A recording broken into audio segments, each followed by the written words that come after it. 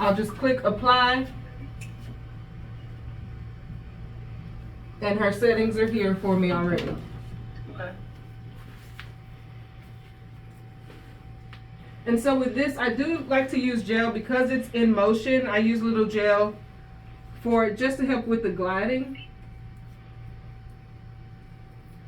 I've already treated this part of her leg here, so we're going to skip that. She has a little erythema going on. What about the goggles? You got goggles on? Okay. And so the settings that the AI suggested, I'm going to turn them down just a little bit, just so I can get her skin acclimated to the laser, so I just don't go with all as strong as the laser is recommending. And on this screen here, I also have my jewels set here, and I can stop and start the laser from here, and I can also change my settings here as well. Okay. And there's a button right on the back of here that I'm going to use to control.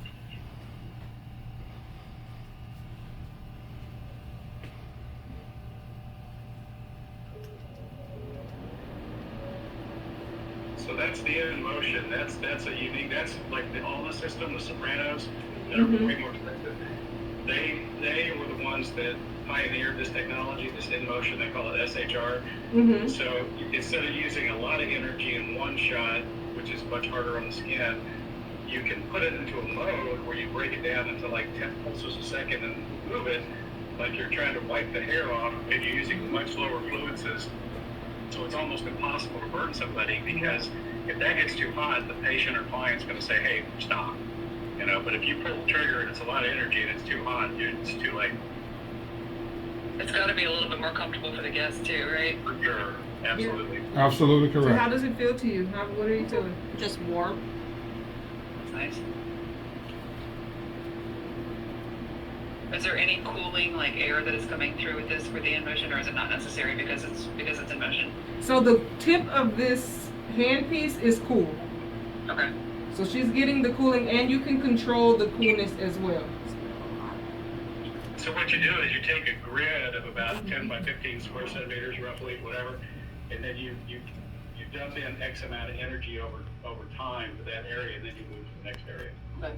Now, one of the things about this laser is now typically, as Kendra was saying, you can talk to the client and say, "Hey, how are you feeling?" Now, when the client begins to tell you it's too hot, it's basically to back off. But typically, if the client is not saying that, the laser will beep. So it gives you a total amount of kilojoules. I'm going to show you this on the screen. So this is the amount of kilojoules that you can see to the right there. How many kilojoules to be dumped into that area over the period of time to get the results that you're looking for. But if it get too hot, based off what the client is saying, then you can stop. But typically what the laser would do, once it reaches 20 kilojoules, you're gonna go beep, beep, beep, beep, beep, and it's gonna stop. So that's the portion that's gonna help the untrained, well, I'm gonna say, the inexperienced technicians kind of understand. Because the machine will stop automatically once it reaches the desired kilojoules based off what the AI told it to do. Now, and we do understand that, AI is, it's gonna give you a general settings, but everybody is different. Everybody's pain tolerance is different. Everybody's skin reacts differently. So you have to stay in constant communication with the client too as well.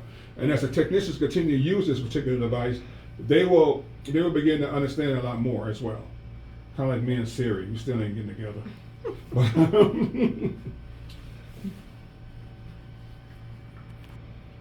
Okay.